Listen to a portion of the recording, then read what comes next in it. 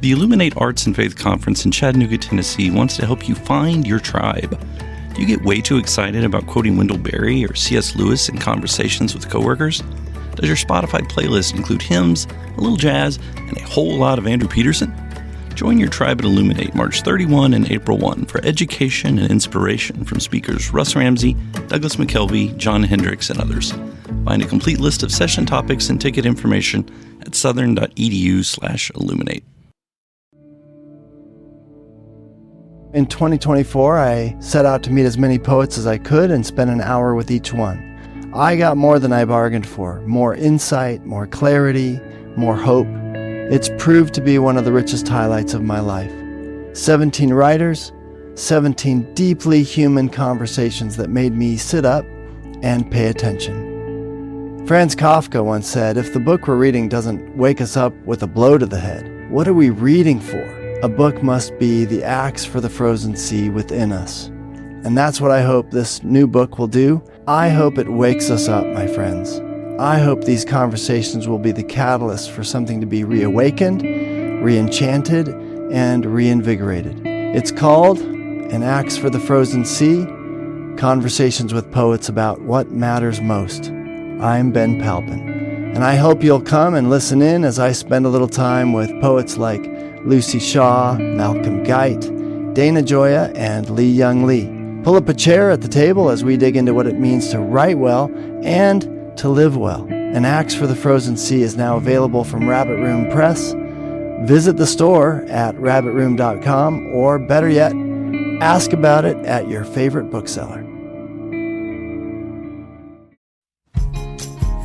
Hello friends, Jonathan Rogers here. It's hard to believe, but my first novel, The Bark of the Bog Owl, is 20 years old. It's just been re-released by Rabbit Room Press in a new 20th anniversary edition. The other two books in the Wilder King trilogy, The Secret of the Swamp King and The Way of the Wilder King, will be out later this summer. These new editions have new, beautiful, extra swampy covers by Stephen Crotts and gorgeous and plentiful interior illustrations by Joe Hox. Also, I've written new bonus material, including a Feechie ballad, Feechie riddles, a swamp shanty, and a few Feechie love sonnets. In this bonus episode of the Habit Podcast, I'm going to read you an excerpt from The Bark of the Bog Owl. I guess you could say it's a 20th birthday celebration for my book. I hope you enjoy it. And if you want your own copy of The Bark of the Bog Owl, you can get it at the Rabbit Room store, store.rabbitroom.com, or wherever you get your books. If you'd like me to read the whole book to you, you can find The Bark of the Bog Owl at audible.com. And now, the first 3 chapters of The Bark of the Bog Owl. Chapter 1. The Bark of the Bog Owl. His Majesty, King Darrow of Cornwald, Protector of the People, Defender of the Faith, Keeper of the Island, Tambluff Castle, West Bank of the River Tam, Tambluff, Cornwald. My dearest King, you will be glad to learn that I am still available for any quest, adventure, or dangerous mission for which you might need a champion or knight-errant. I specialize in dragon slaying, but would be happy to fight pirates or invading barbarians if circumstances require. I would even be willing to rescue a fair maiden imprisoned by evil relatives. That would not be my first choice, since I am not of marrying age. Still, in peaceful and prosperous times like these, an adventurer takes whatever work he can find. As always, I am at your service and eagerly await your reply. Yours very sincerely, Aidan Errolson of Longleaf Manor. P.S. I have not yet received an answer to my last letter, or to my 14 letters before that. Mail service being what it is on the frontier, I assume your replies were lost. I hope you don't mind that I have taken the liberty of writing again. Holding the stiff palmetto paper between ink-stained fingers, Aidan admired his letter one more time before rolling it and putting it back in his side pouch. The mail wagon wouldn't be by for another couple of days, and he thought it best to keep the letter on hand in case another postscript came to him. Besides being an avid letter writer, Aidan Errolson was a warrior and an adventurer. He lived to ride with King Darrow's armies. He thrilled to hear the clank of plate armor, the bright ring of a sword unsheathed. He would rather sleep on a bedroll in a battle camp than in the finest bed in the finest castle in all of Cornwald. At least that's who he was on the inside. On the outside, Aidan was a shaggy-headed shepherd boy, a 12-year-old bundle of knees and elbows in a homespun tunic and leather sandals. He had never had any real adventures.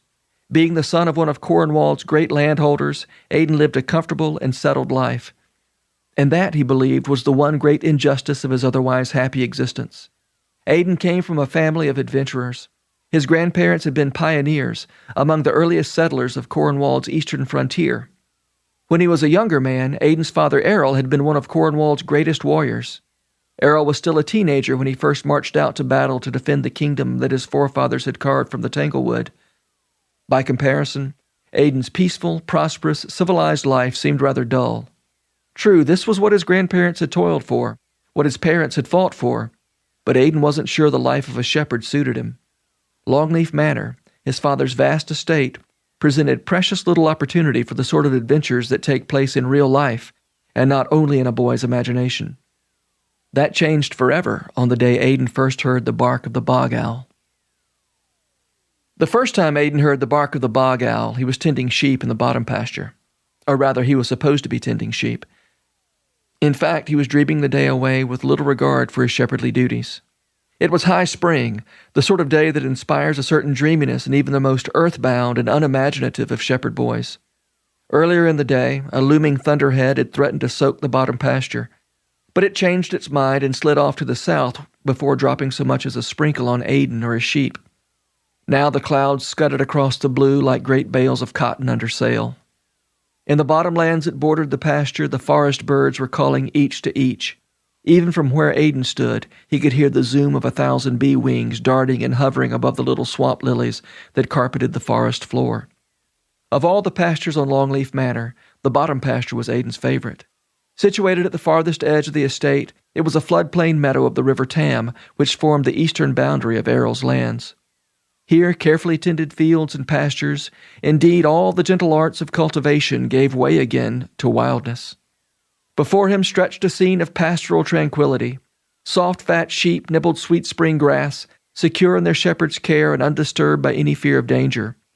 But behind him began a wilderness not very different from the one his forebears found when they first came to this country. There the red wolves still lurked beneath the moss-hung cypress and water oaks. Wildcats still prowled from limb to limb, and spring night still resounded with the bellowing of great bull alligators summoning one another to battle. Perched in the drooping elbow of a massive live oak, Aidan was composing a lullaby for his lambs. The gator glides along the Tam just 30 strides away, but fear thee not, my little lamb, your shepherd's here by night and day. He was trying to work out a suitable refrain when he was startled back to reality. From the treetops only a few feet behind him, the piercing call of a wild animal rose above the forest buzz and echoed across the meadow. Ha! Ha! Ha! Woof! It began as the sharp, short laugh of a monkey or a hyena, then became a growling bark, almost as deep as a hound's bay, and finally a wolfish howl. If the wilderness could speak with a single voice, it would sound like this. Ha! Ha! Ha! Woof! Woo! It was the bark of the Bog Owl, and even though Aidan had never heard such a thing before, he couldn't mistake it for anything else. It spoke of wild places still untamed, of quests not yet pursued, of great deeds not yet done. Aidan's grandfather had spoken of it. He had heard the bark of the Bog Owl when he first came to Cornwall from the old country. But as families like Aidan's settled and civilized this wild island, the Bog Owls pushed deeper into the swamps and marshes to the south and east. Ha! Ha! Ha! Woof! Woo! Aidan was more than startled. He was thrilled straight through. An adventurer's heart beat wildly against his ribs. He felt himself to be the person he had always hoped he was. Not a shepherd boy who wished he were a soldier, but a soldier who happened to be playing the part of a shepherd boy. Aidan couldn't sit still. He had to do something adventurous. Seeing movement on the far edge of the meadow, he leapt from the tree limb, crouching as he pulled sling and stone from his side pouch. A bear was skulking near his sheep. Actually, it was a clump of blackberry briars about the size of a bear, but it served Aidan's purposes well enough. He whirled the stone around his head and let fly, scoring a hit on the imaginary predator's head. Wheeling to his right, he slew 2 suspiciously wolfish-looking tree stumps before they could flee his lethal stones. He then took up his shepherd's staff with both hands like a broadsword. He hacked and jabbed at trees and bushes, thrusting, parrying, and lunging, battling through imaginary foes. Triumphantly, he mounted a high stump in a single leap. Feeling full of himself, Aidan composed another song on the spot. Not a lullaby this time, but a soldier's march. He turned toward the tangled forest, toward the Bog Owl's hidden perch, and sang this song of himself. Aiden of the Tam I am, the youngest son of Errol. With sling and stone and staff alone I guard my flocks from peril. Aiden of the Tam I am, I know no fear of danger. Though I am young, my arm is strong, I dread not beast or stranger. Aiden of the Tam I am, a liegeman true of Darrow. The kingdom's foes I will oppose with sword and spear and arrow.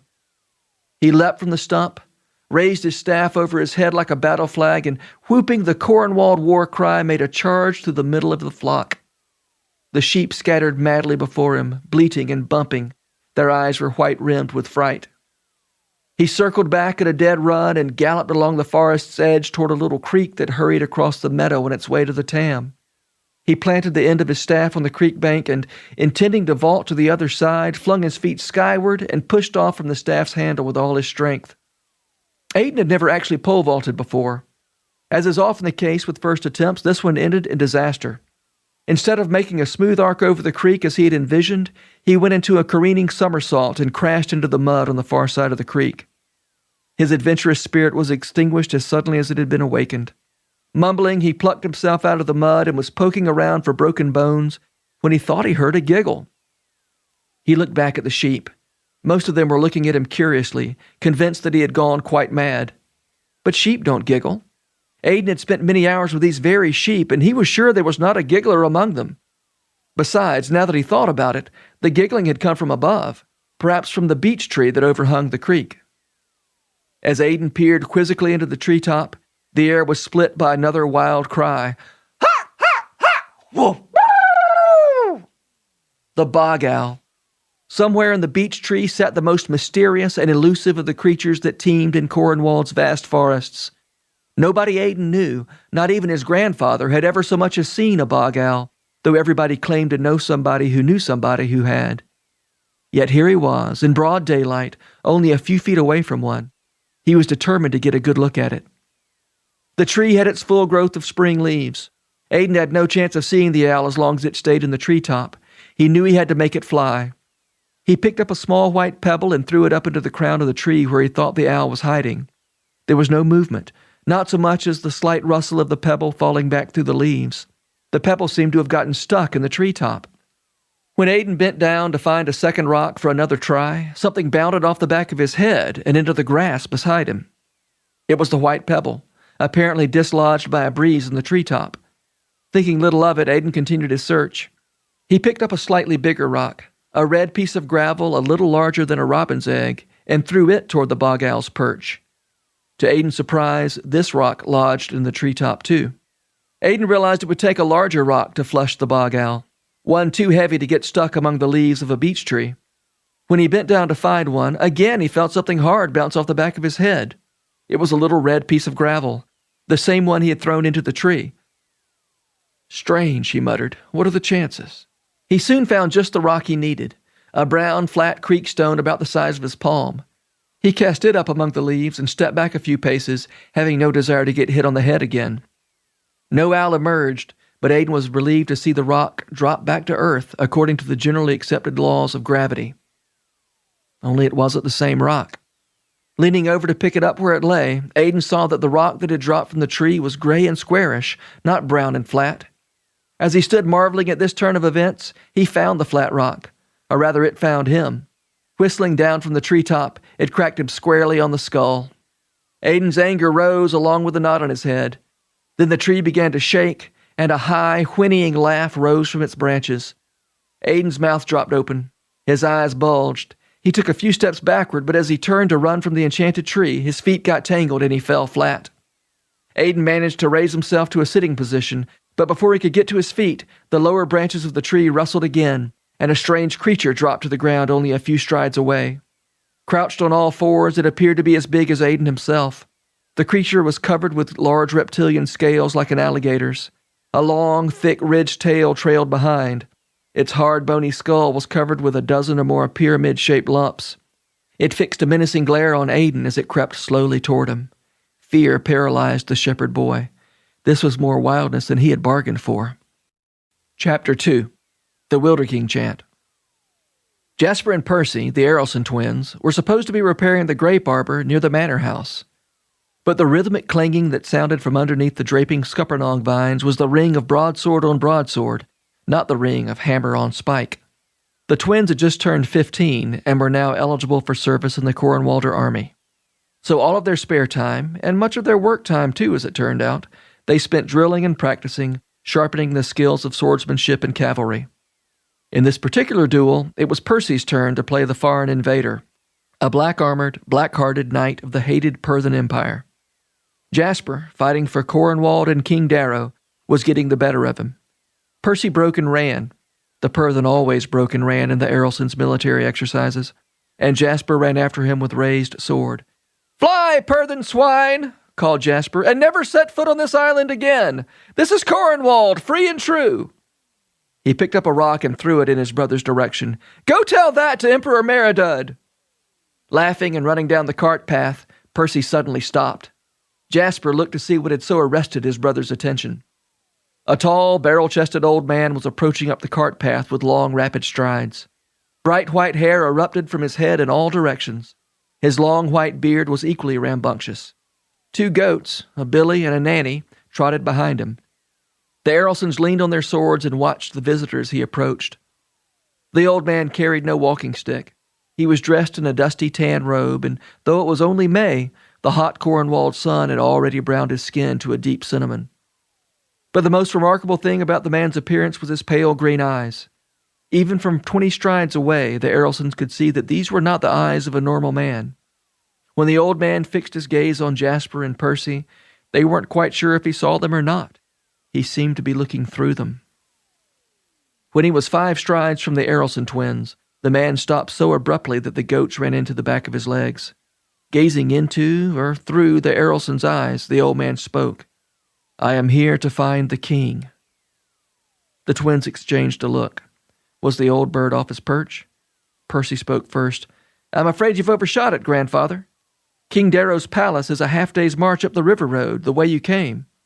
"I am here to find the king," the old man repeated. "He dwells in the house of Errol." "You've come to the house of Errol," said Jasper. "We are Errol's sons, but no king is here." Percy could never resist a joke. "Perhaps you're looking for the house of Merrill," he teased. "His place is just west of here, but he's only a chicken farmer, so I don't see why the king would be there." The brothers laughed at Percy's joke, but if the old man heard it, he gave no indication. The boys' laughter was cut short when the front door swung open and their father Errol clattered down the steps. They stared in amazement as their father dropped to his knees and kissed the calloused hand of the unknown wayfarer. They could make no sense of it. Their father was one of the 24 noblemen of Cornwall, one of King Darrow's closest advisers, yet he was paying homage to this dusty stranger who, from the looks of things, didn't have the sense God gave a snapping turtle. Errol's eyes were wet with tears as he spoke. "Reverend friend and teacher, you are most welcome to my house." The old man patted Errol's head, but he didn't speak or otherwise move. The nanny goat snuffled at Errol's hair, trying to decide whether to eat it. "Father," Jasper marveled, "do you know this madman?" Percy broke in. "He thinks we've got King Darrow hidden somewhere." Errol rose to his feet and glared at his sons. "You will speak respectfully of this man. He is worthy of your honor. He is Bayard the Truth Speaker, Cornwall's greatest prophet." If the twins were amazed before, there were no words for their astonishment now. This man was Bayard, the Truth Speaker, the great prophet and counselor their father and grandfather had spoken of so often. Had he come to this, tramping around the countryside in the company of goats, babbling nonsense? Errol turned back to Bayard. "It has been 20 years since you last visited this house. To what do we owe this happy honor?" Bayard pierced Errol with those green eyes and said in a low tone, "I am here to find the king who dwells in the house of Errol." Errol blushed slightly and cleared his throat. He glanced at his sons, then looked down at his hands for a few awkward seconds. "What am I thinking?" he suddenly said with a forced smile. "The sun is blistering. Please, Bayard, come inside and take some refreshment." Leaving everyone behind, the old man headed up the stairs leading to the entry hall, taking the steps 2 at a time. The goats had already mounted the first step when Percy caught them by the horns, one with each hand. "Hold on there, Billy! Hold on, Nan! Where do you think you're going?" Bayard stopped on the 6th step, but did not turn around. "They go where I go." Percy looked to his father. "In that case," said Errol with a broadening smile, "they are heartily welcome in my house." Shaking his head in wonderment, Percy let go of the goat's horns, and they scrambled up the steps to catch up with their master. Errol spoke to the 3 baffled servants who had watched the scene through the entry hall window. One scurried to the kitchen, and the other 2 ran out the front door. "Let's retire to the great room," directed Errol. "What other room is suitable for so great a guest? Jasper, Percy, you will join us. I have sent servants to fetch your brothers." In the great room, Errol placed Bayard in the seat of honor near the huge stone fireplace. The goat sat on the floor on either side of his chair. Errol and his 2 sons sat in chairs across from Bayard. The efficient servant arrived immediately with a tray of refreshments and placed it on the hearth beside the old prophet. On the tray were a pitcher of ale for Bayard, a pitcher of water for the goats, 3 drinking bowls, and a plate of cheese. "Goat cheese," offered Errol, suddenly embarrassed. Bayard gave no indication that he had heard him. He poured a bowl of ale and sniffed it. Closing his eyes, he took a sip and nodded approvingly. Then, to the amazement of everyone in the room, he set the ale on the floor in front of the billy goat, who began lapping it eagerly. He poured a second bowl of ale for the nanny. For himself, he poured a bowl of water. He left the cheese untouched. After a painful silence, Errol addressed his sons. "Bayard here was a friend of your grandfather's. When they first came to this part of the country, it was nothing but swamp and tanglewood, ruled by panthers, bears, and wolves." Bayard said nothing. He appeared not to be listening. The billy goat lapped up the last of his ale and burped loud and long. Errol soldiered on. "Boys, that was a generation of great pioneers. They carved a civilization out of pure wilderness, a place where they wouldn't answer to any tyrant, only to their consciences and to the God who made them free men." The old wayfarer seemed perfectly unaware of anyone else in the room. Jasper and Percy were embarrassed for their father. They had never seen him so thunderstruck, not even in the presence of King Darrow himself. After another awkward pause, Errol continued, "I've known Bayard all my life. When I first marched out to battle against the Perthans, I was about your age. It was Bayard here who pronounced the benediction on the troops." Not so much as a flicker of recognition passed across the old man's face. The nanny goat was chewing thoughtfully on a hanging tapestry that had been in Errol's family for generations. But at least she seemed to be listening. Percy cast a sidelong glance out the window, hoping that his brothers would soon arrive from the fields. Brennus, the eldest brother, always seemed to know what to say and do. But then again, so did father. Yet Bayard the truth speaker was proving to be more than he could handle. Errol was droning on. "And when the people of Cornwall decided they wanted a king, who do you think placed the crown on Darrow's head?" There was a brief silence, and Percy realized that his father was looking directly at him, expecting an answer. "Bayard?" Percy's answer sounded unsure, like a question, even though his father had told him this story 100 times. "The very same, and he remained Darrow's chief advisor until—" Here Errol stopped short. "Well, in any case, the point is, you, my son, are in the presence of Cornwall's greatest man. King Darrow accepted, of course." Jasper and Percy looked closely at the old visitor.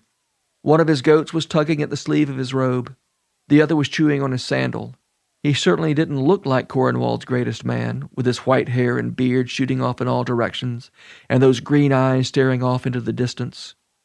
Their thoughts were interrupted when 2 more young men entered the room. They were Brennus and Maynard, the eldest 2 of the Errolson boys, just in from the hayfield.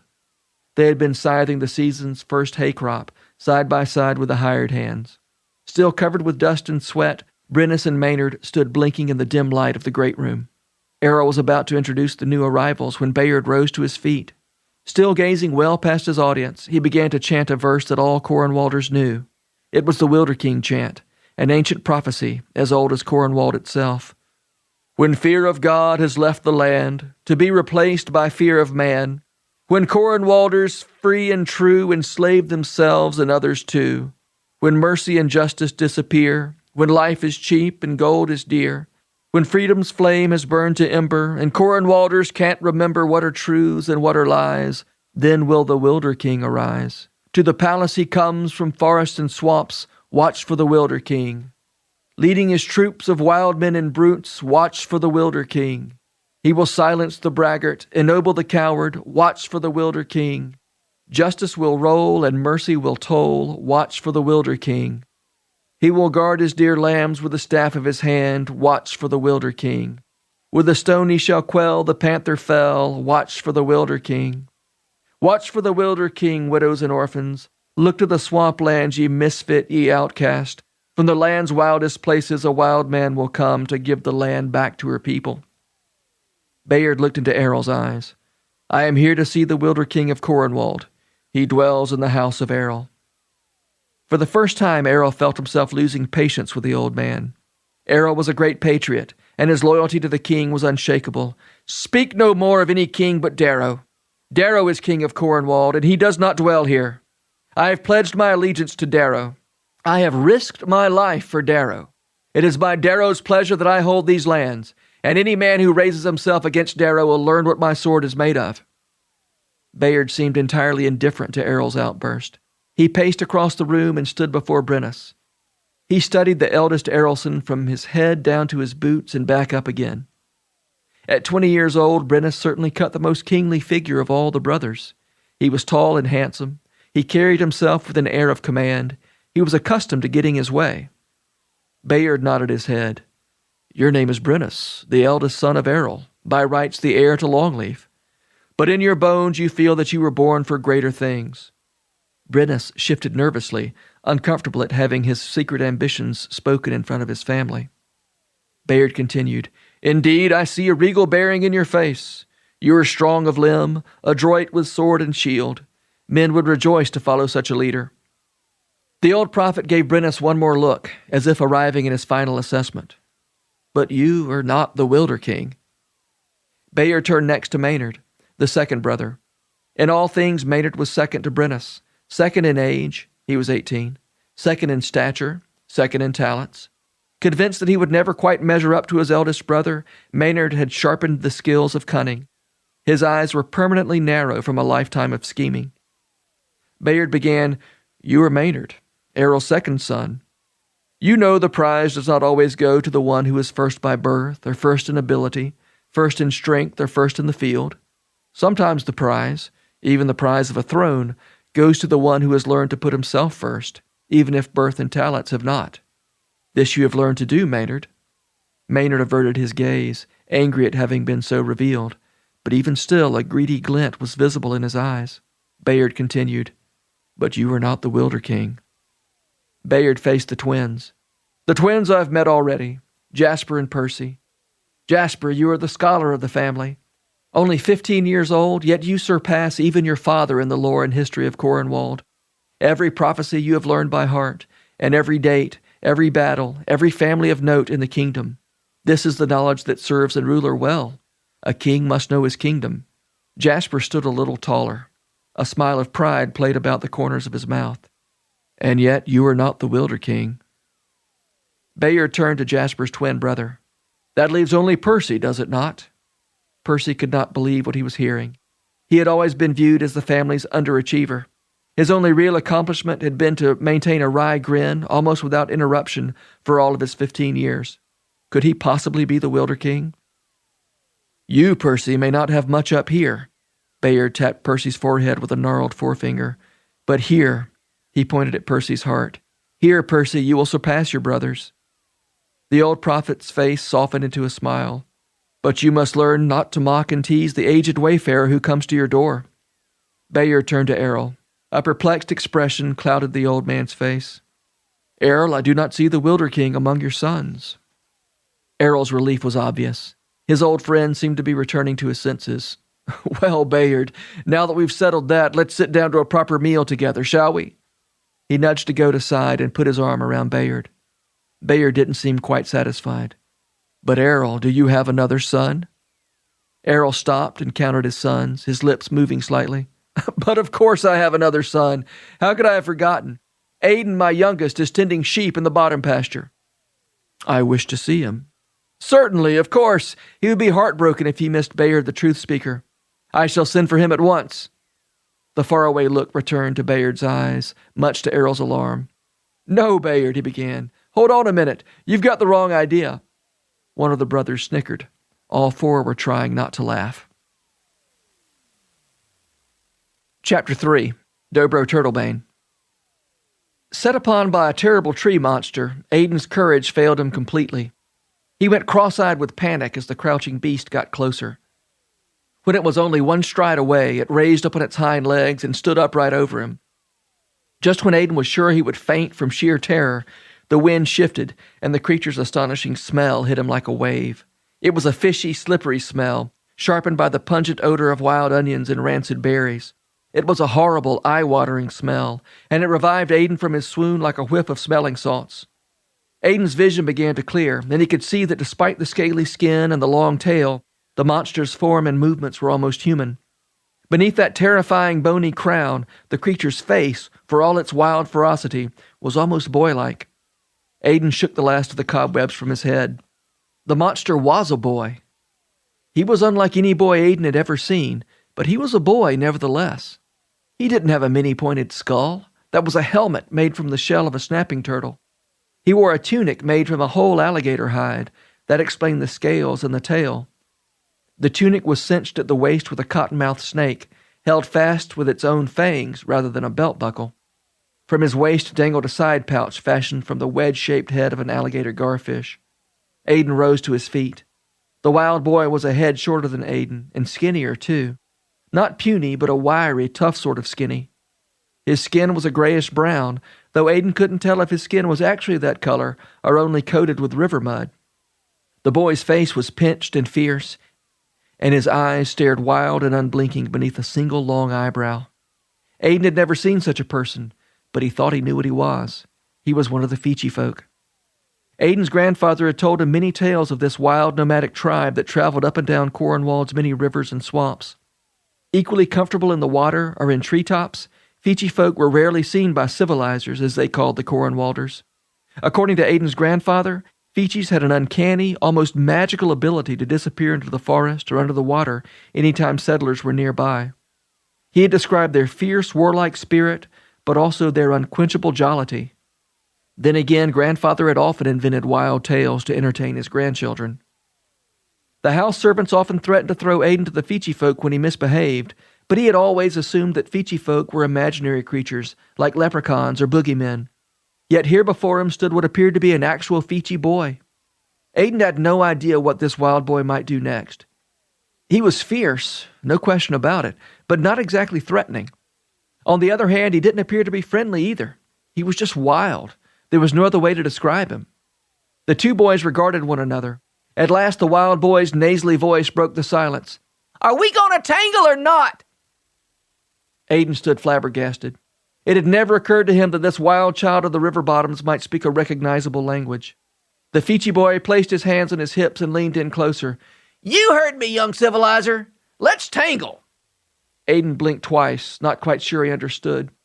"Tangle? You mean fight? You want to fight?" "Sure, I reckon," answered the river boy, bending into a slight crouch and raising his fists in front of him. For the first time, a little smile flickered on his muddy face. Aidan swallowed hard. He wasn't feeling quite as wild and adventurous as he had a little while earlier. "Why would we want to fight?" The river boy straightened up and cocked his head. He seemed genuinely perplexed. "You want a reason? For fighting? I reckon I could think of something." He scratched his head with one hand, counted on his fingers with the other, and after a short pause looked up again. "All right, here goes. But I ain't had a chance to polish it up yet, so don't laugh." He hummed a little to get his pitch, then sang to the same march tune Aidan had sung a few minutes earlier. "Dobro of the Tam I am, and I could whoop you easy. I'll make you weep 'cause you smell like sheep, and your looks are kind of greasy." The verse was not up to Aidan's standards, of course, but Dobro of the Tam seemed proud of it. "See," he said, "you're not the only rhyme maker on this river." A self-satisfied smile showed several greenish teeth, as well as 3 gaps where greenish teeth should have been. Aidan thought he caught a glimpse of the Fiji good humor his grandfather had told him about. The river boy was smiling. That was a good sign, wasn't it? Perhaps he could escape without getting torn limb from limb. On the surface, Dobro's song was a challenge and an insult, but for some reason it had put Aidan at ease. It was a funny song, made funnier by Dobro's ridiculous gap-toothed grin. Being a poet himself, Aidan appreciated the wild boy's effort. And considering it was spur of the moment, it wasn't all that bad. "Good work," Aidan laughed. He was starting to like this fellow, in spite of his boorish behavior. "But I'm surprised you'd make fun of my looks.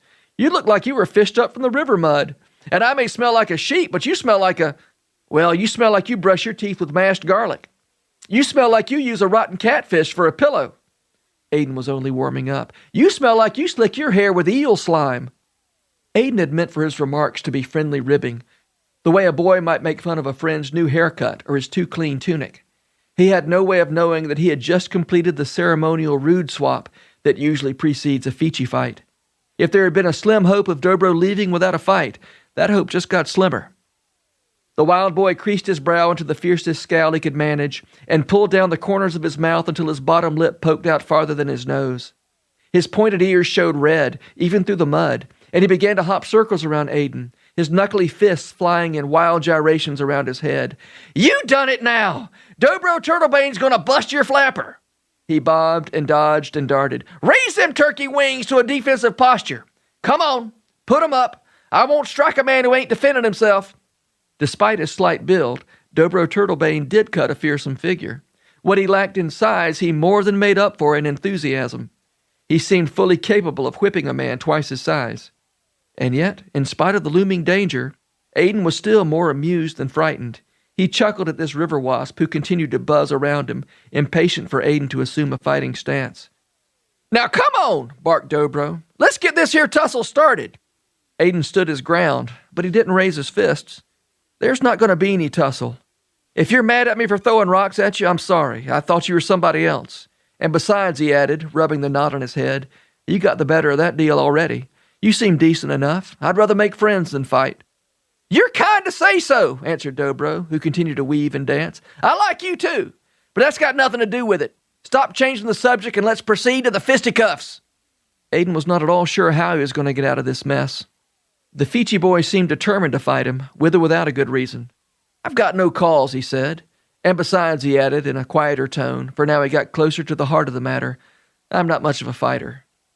At this, Dobro stood still. He stared in disbelief, his shoulders slightly slumped. Hold on, he began. "I know you a tough one. You said so yourself." "No, I didn't," said Aiden indignantly. He was convinced that the river boy was picking a fight on false premises. "Sure you did," the wild boy answered. "You said you weren't afraid of beasts or strangers, and you fight for the kingdom with a bow and arrow." Aiden gaped perplexedly at Dobro. "Now don't go denying it," said the river boy impatiently. "You stood right there on that stump for me and all creation to see, and you said you was young and your arm was strong and you liked to fight." It dawned on Aiden that Dobro was talking about the song he had sung while still under the emboldening influence of the bark of the Bog Owl. "But that was just a song. It was make-believe. I've never even been in a real fight." Dobro whistled. His fierceness was mostly gone now, and there was a touch of pity in his voice. "Well, maybe we could have just a short little fight? I won't disfigure you very much." "No, I don't want to fight." Aiden's adventurous spirit had ebbed away, and he felt the burn of embarrassment on his cheeks. "Well, if you've never tried it," answered Dobro, trying to sound like he was a sensible one, "how can you say you don't want to?" Aiden turned and walked toward the middle of the pasture. "I need to tend to my sheep." Dobro hopped to catch up with him. "Maybe we could just box?" "No." "Want to wrestle?" "You got the wrong person. I'm just a shepherd boy. Climb your tree and leave me alone." Aiden continued stalking off toward his sheep, but he was stopped by a wailing cry behind him. "Oh!"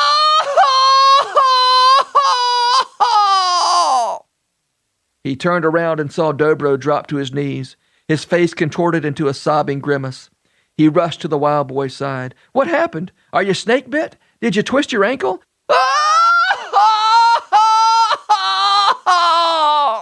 "Are you hurt? What's the matter?" Dobro continued to howl. His attempts to answer were choked out by loud sobs. Finally, he spoke. Ever since my brother's gone down river, I got nobody to fight with." He broke off and sniffed loud and long. "It's just so lonesome. Oh!" "You're trying to pick a fight because you're lonesome?" Dobro nodded his head. "I needed a friend, that's all." "And that's how you make friends?" "You got any better ideas?" "Well, I seen you chucking rocks with that slinger and cutting and jobbing that whacker stick. I heard you singing that song about fighting and carrying on, and I says to myself, well, Dobro, there's a civilizer with some spirit and gumption. We got all the same hobbies. So I clumb down to introduce myself and make friends." Dobro looked like he was about to start crying again, but he managed to go on. "And you go making me feel lower than a mud turtle. Mama's right about your kind of people." "What's my kind of people?" asked Aiden. Civilizers! I'm not supposed to go near a civilizer. Mama says you folks will civilize us all to sorrow and misery. If she finds out about this, I'm in the deep mud. Dobro turned back toward the forest. You're probably right. It's time for me to go back up the tree. Aiden felt rotten for having rejected Dobro's friendly gestures, even if they were the most unusual offer of friendship he had ever received. He didn't want to see the Fiji boy go. As Dobro reached the beech tree, Aiden spoke up. Before you leave, can I ask you one thing? I reckon so. Do you want to wrestle?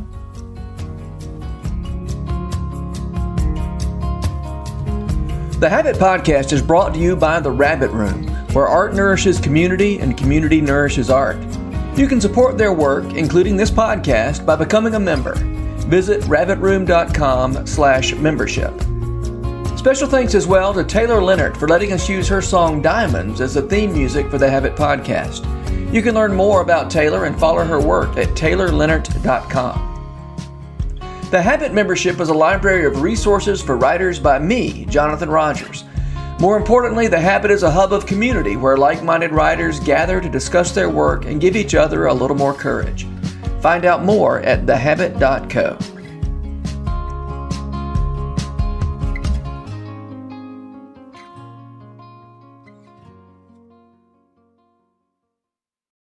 If you've enjoyed this podcast episode, consider joining the Rabbit Room membership. Your membership helps sustain this community, funding everything from publishing and podcasts and theater productions to events and programs that support artists who create with a Christ-centered vision.